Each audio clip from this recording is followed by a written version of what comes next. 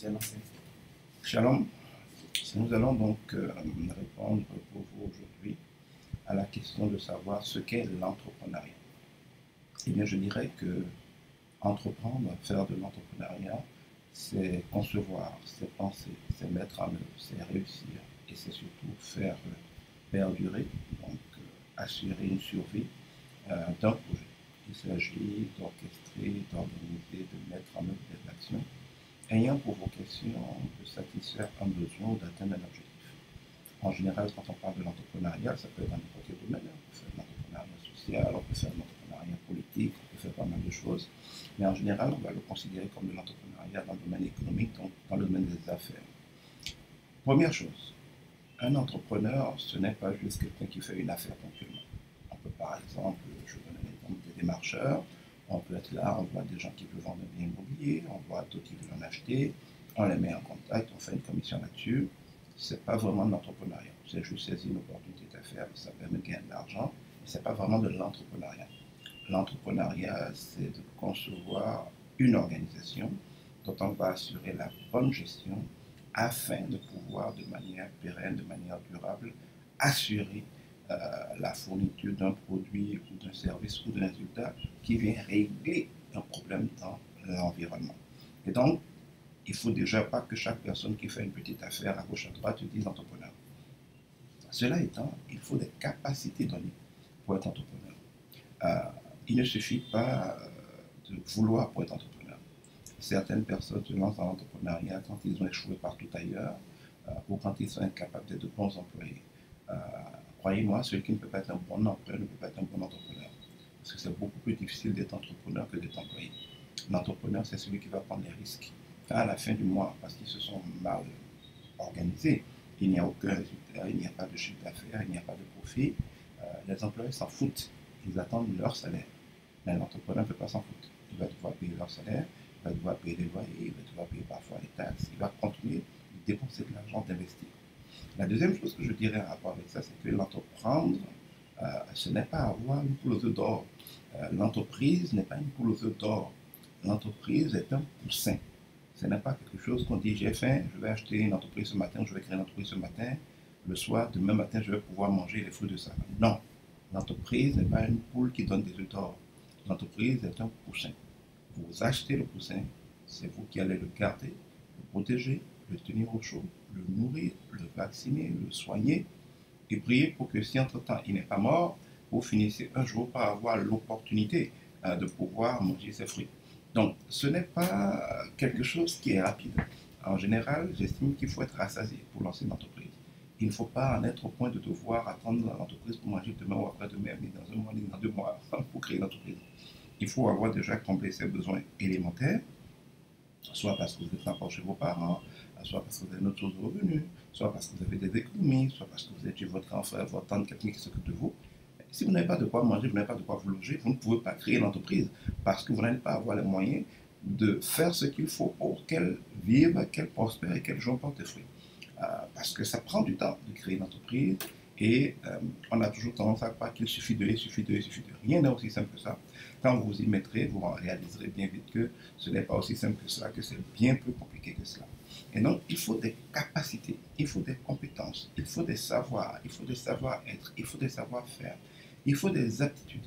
Celui qui est paresseux et qui ne peut pas faire le boulot dans une entreprise, on lui dit clairement quoi faire, comment le faire, on met les moyens à sa disposition, où on a parfois déjà trouvé les clients, doit juste s'en occuper, on a parfois déjà trouvé le fournisseur, doit juste s'en occuper. Celui qui est compétent pour faire ça, celui qui est nul pour faire ça, ou celui qui a tellement de mauvaise foi qui ne veut pas bien le faire, ne peut jamais prospérer à son propre compte. C'est d'ailleurs pour ça que Dieu dit que celui qui s'occupe bien des affaires de son maître, on lui donnera ses propres affaires. La plupart des gens s'occupent mal des affaires de leur maître, ils échouent lamentablement à leurs propres affaires. Si tu es un apprenti qui vole ton patron quand tu es menuisier, quand tu vas devenir patron d'ailleurs incompétent, tes apprentis vont te voler. Si tu détournes les clients de ton patron, tes apprentis détourneront tes clients. Si quand on te confie des choses à faire chez ton patron, tu n'es pas capable de bien t'en occuper, de le faire avec amour, avec soin, parce qu'en le faisant avec amour, avec soin, tu apprends à bien le faire. En faisant les choses, en lui faisant des économies, tu apprends à faire des économies.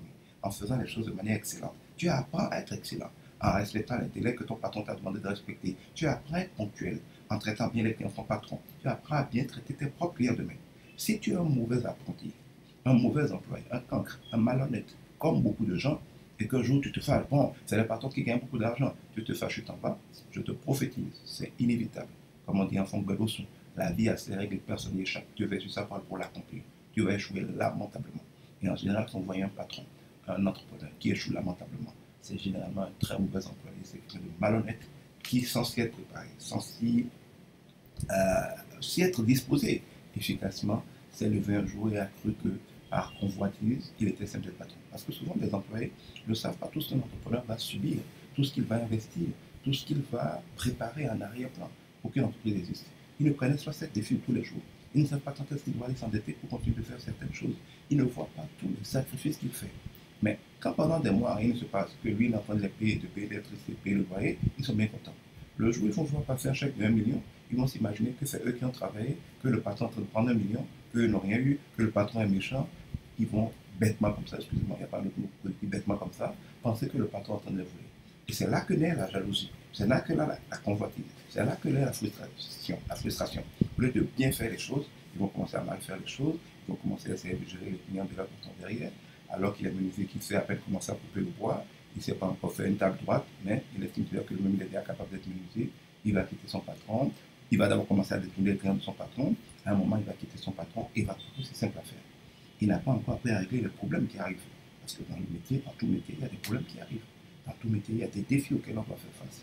Le temps de l'apprentissage, par exemple, est un temps pendant lequel on apprend toute la vie liée à ce métier-là. La manière d'être dans ce métier-là, la manière de bien faire les choses, la manière de bien gérer les clients, la manière de gérer les types de problèmes qui arrivent, la manière d'assurer le financement, même la manière de gérer sa famille. Vous devez savoir que chaque type de métier a des défis en termes de vie. Si par exemple vous avez un métier, vous êtes autant parti la nuit, ça implique des défis dans votre famille, dans votre couple. Si tu es un bon apprenti, que tu restes assez longtemps chez ton patron, c'est pour ça que les patrons avant employaient même leurs apprentis ou leurs ouvriers dans leur propre maison. Va me balayer ma maison, va me prendre ça. Ce n'était pas de la maltraitance. C'est que le maître vit avec ses disciples, avec ses apprentis, parce qu'il doit leur transférer non seulement des techniques professionnelles, mais leur transférer la manière de vivre nos professionnels. Si tu es un bon apprenti, qui est humble, tu apprendras avec ton patron tous les détails, même comment un homme gère sa femme quand elle est fâchée, comment il fait quand il n'a pas d'argent, mais qui a déjà l'assumé. Tu apprendras tout ça. Tout ça fait partie de l'entrepreneuriat.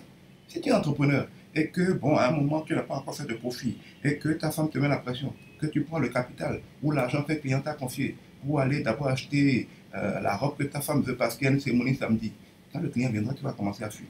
L'apprenti qui est resté fidèlement chez le patron pendant un certain temps a vu toutes ces choses-là, a vu comment le patron le gère.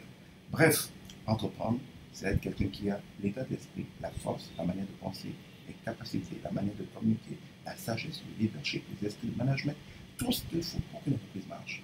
Ça s'apprend. Et en règle générale, si tu n'es pas capable d'être un employé loyal, honnête, performant, c'est sûr que tu seras un entrepreneur médiocre. À la différence que comme entrepreneur médiocre, c'est toi qui souffriras. C'est toi qui iras en prison. C'est toi qu'on persécutera. C'est toi qu'on enfermera. Avant, tu faisais les bêtises. Ton patron payait. Quand tu vas être entrepreneur, tu vas avoir une personne payée. Ce que tu lui as fait subir, ce que tu es en train de faire subir par tes erreurs. Ne deviens donc pas, pour conclure, entrepreneur qui veut et qui peut. Tout le monde n'a pas la vocation d'être un entrepreneur. Il y a des gens que Dieu a créés pour servir les autres. Il n'y a pas de honte à cela. Il y a des gens qui ont reçu les configurations, les capacités, les aptitudes et la grâce d'entreprendre et de réussir. Ces gens-là, ce ne sera pas simple, mais ils peuvent y arriver. Veillez à être prédestinés à entreprendre pour entreprendre. Veillez à vous préparer à entreprendre et avec la grâce de Dieu, vous réussirez.